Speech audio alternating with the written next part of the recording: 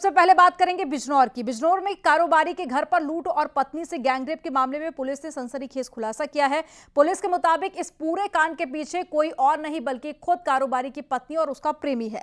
पत्नी ने अपने प्रेमी का कर्ज उतारने के लिए पूरी साजिश रची थी और घर में घुसकर गैंगरेप और लूट और साथ ही शरीर को सिगरेट से दागने की फर्जी कहानी उन दोनों ने मिलकर बनाई थी। बिजनौर पुलिस ने लूट की इस पूरी फर्जी घटना का खुलासा करते हुए पेंट कारोबारी की पत्नी और उसके प्रेमी पुष्पेंद्र को लूटे गए सामान सहित गिरफ्तार कर लिया है। पुलिस ने बताया कि शेयर बाजार में पैसा डूबने के कारण पुष्पेंद्र पर काफी ज्यादा कर्जा चढ़ गया था, जिसको उतारने के लिए कारोबारी की पत्नी ने मिलकर लूट और गैंगरेप की झूठी कहानी गढ़ी थी। आपको बता दें कि 15 नवंबर को बिजनौर के पेंट कारोबारी मोहित राणा के घर में घुसकर 5 बदमाशों के लूट और पत्नी के साथ में गैंगरेप और उसके शरीर को सिगरेट से दागने का मुकदमा दर्ज किया गया था, जिसके बाद अब चौंकाने वाला खुलासा पुलिस ने किया है। पीड़िता का पिछले 10-12 साल से एक व्यक्ति जो पीछे मेरे खड़ा है, पुष्पेंद्र चौधरी, इसके साथ उसके संबंध थे। उसका ये मित्र है और ये फ़ोन पे निरंतर बात करते रहते।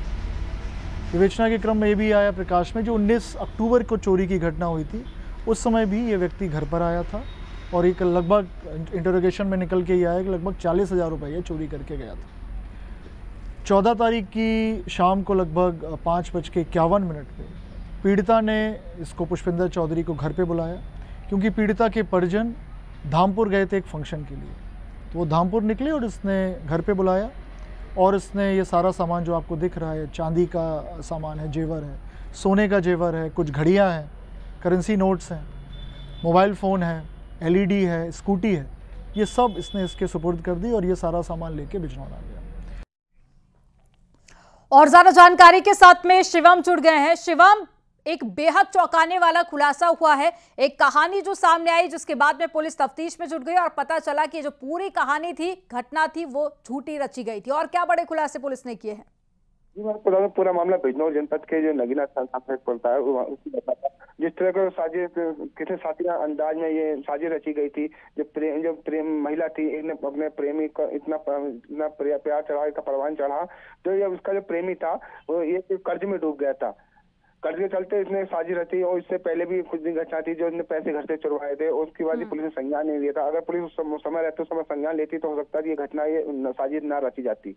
लेकिन उसके बाद लापरवाही में देखा एसपी ने उनको परखा, तो उसके बाद एसपी ने संज्ञान लेते हुए जो थानाध्यक्ष को उन पर कार्रवाई की और पूरे मामला का पर्दाफाश किया।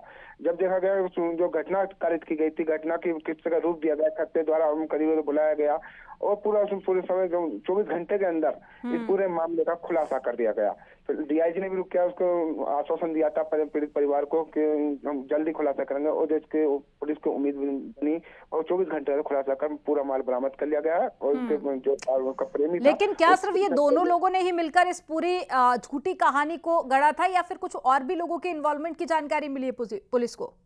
अभी फिलहाल जो पुलिस का कहना है कि पुलिस कह रही है कि इस पूरे मामले में हम जो अभी तक तथ्य सामने आए हैं, जो उनके मोबाइल के द्वारा बात होती थी प्रेमी या प्रेमिका की, दोनों की, जो तथ्य निकल कर आ रहे हैं सामने, जो सर्विलांस के द्वारा निकल के आ रही कॉल डिटेल, इसने अपना सिम दे रखा था, मोबाइल दे रखा था अपनी आईडी पर, जो ये लगभग 10 से 12 साल का पुराना प्यार था, जिसके चलते इन्होंने ये साजिश रची और जिसके चलते इन्होंने इसकी घटना को अंजाम देना बताया था पुलिस को। फिलहाल पुलिस अब पूरे हर पहलू पर जांच करी, इसके पीछे कौन कौन हो सकता है और इसके अभी जांच का विषय है, इसके लोग और सामने आ सकते हैं। तो आगे कुछ और भी खुलासे हो सकते हैं। जानकारी साझा करने के लिए बहुत शुक्रिया शिवम आपका।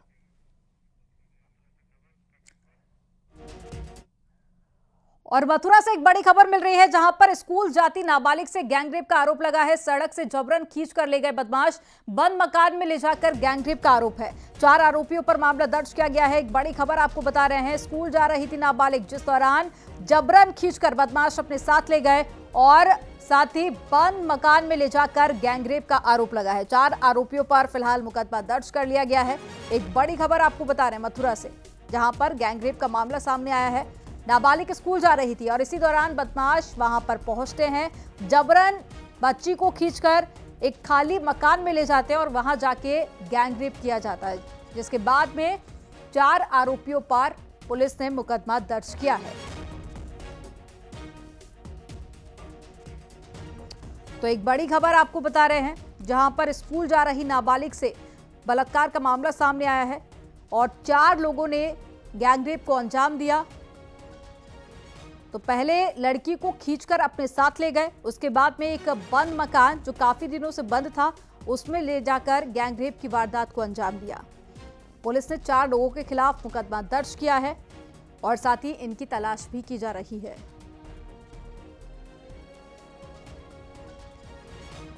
तो मथुरा से पूरा मामला सामने आया। फिलहाल पुलिस सभी एंगल पर जांच कर रही है।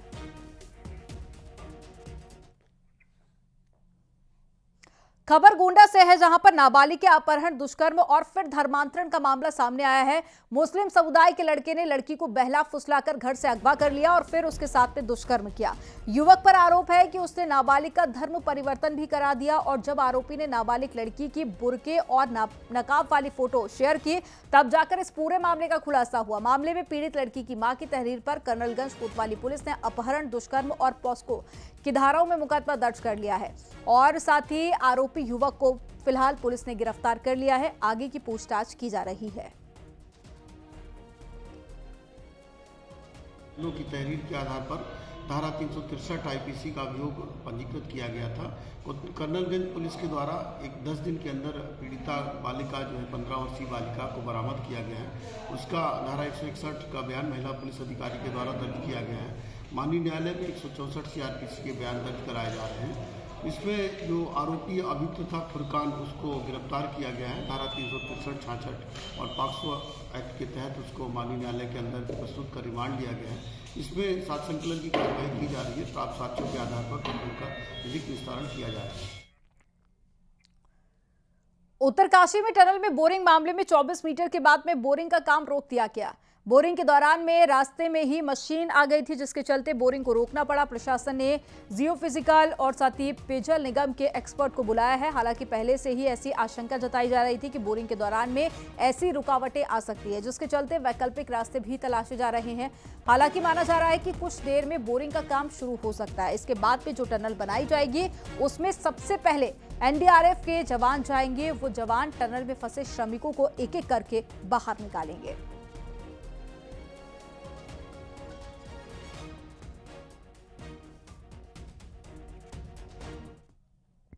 अभी हमारा काम बहुत तेज़ी से चल रहा है। 4 पाइप अंदर जा चुके हैं, 5वां पाइप वेल्डिंग हो रहा है। हो सकता है अभी तक वेल्डिंग का काम पूरा हो गया होगा और मैं भगवान से प्रार्थना कर रहा हूँ कि हाँ, रात लगा था इसलिए थोड़ा टाइम लग गया, थोड़ा हार्ड रॉक लग गया। तो डालने में कितना समय लग रहा है? समय तो पाइप डालने में ज़्यादा समय नहीं लग रहा, तो समय लग रहा वेल्डिंग करने में और अलाइनमेंट में, क्योंकि इसमें अगर अलाइनमेंट थोड़ा गलत हो गया तो मशीन जो आगे काम नहीं करती।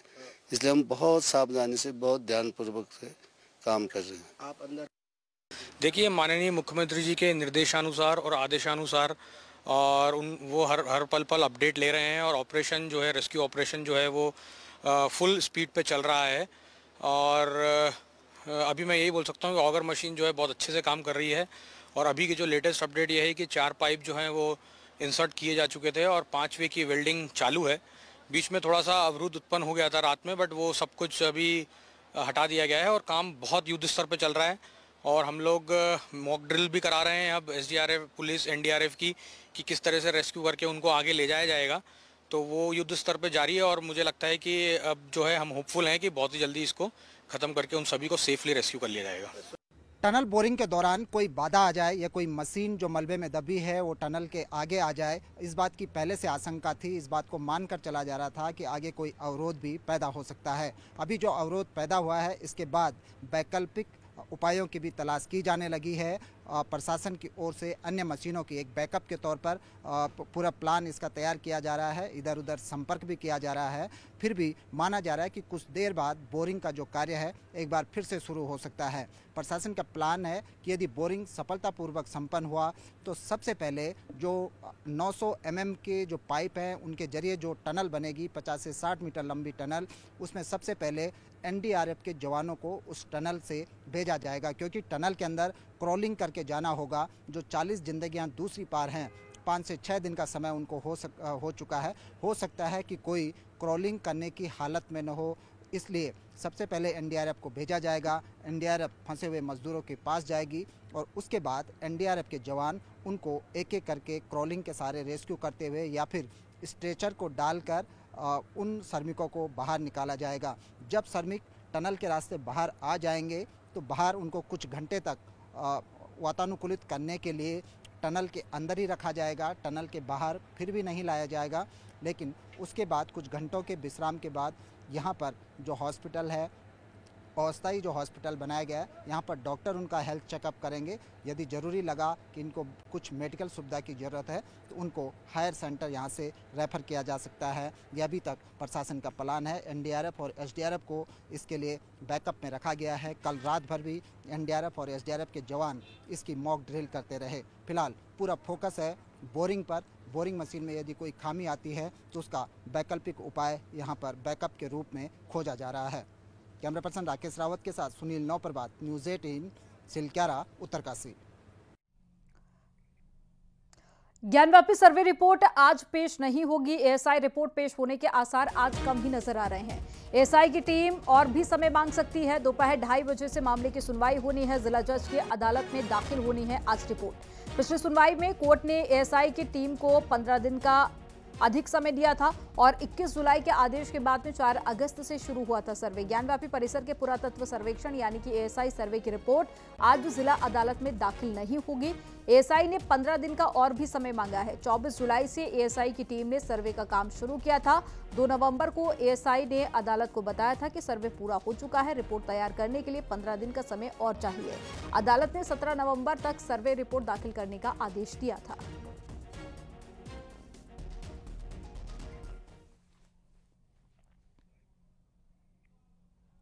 एल्विश मामले में सूत्रों के हवाले से बड़ी खबर मिली है। मुख्य आरोपी राहुल से देर रात पुलिस अफसरों ने पूछताछ की है। कई सवालों के जवाब देने में उलझा है आरोपी राहुल।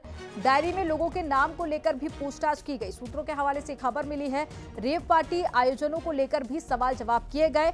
आज 12 बजे तक रिमांड पर है आरोपी राहुल यादव।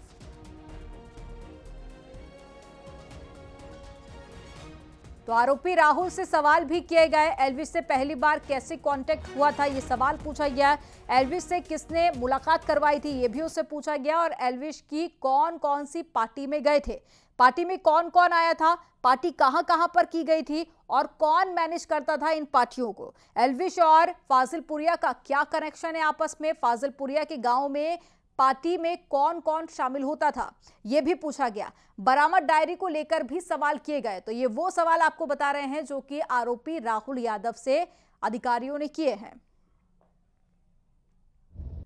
रेव पार्टी और सांपों के जहर सप्लाई मामले में मुख्य आरोपी को रिमांड पर लेने के बाद नोएडा पुलिस ने 24 घंटे की पूछताछ की है। आज 12 बजे ये रिमांड खत्म हो जाएगी। फिलहाल राहुल से देर तक पूछताछ की गई है। आपको बता दें, इस समय नोएडा के सेक्टर थाना 20 में मौजूद हैं और यहीं पर इस पूरे मामले की विवेचना चल रही है। कई अहम सवाल पूछे गए हैं। इस कड़ी में रिमांड के दौरान वन विभाग की टीम भी शामिल हुई थी। आपको बता दें, जो राहुल से सवाल पूछे गए उसमें मुख्यतः राहुल और एल्विश कनेक्शन की बात पूछी गई। इसके अलावा जो डायरी बरामद हुई थी उसमें जो तमाम डिटेल्स थी, अन्य पार्टियों का जिक्र था और जो लोगों का जिक्र था उस बारे में पूछा गया। इसके अलावा कैसे राहुल जो है वो एल्विश से संपर्क में आया था और पार्टियां कहां कहां की गई है, कौन कौन लोग उस पार्टी में शामिल थे। जिस तरीके से शुरुआती तौर में फाजिलपुरिया का भी जिक्र आया था, जो हरियाणवी सिंगर है, उसको लेकर भी सवाल पूछे गए हैं।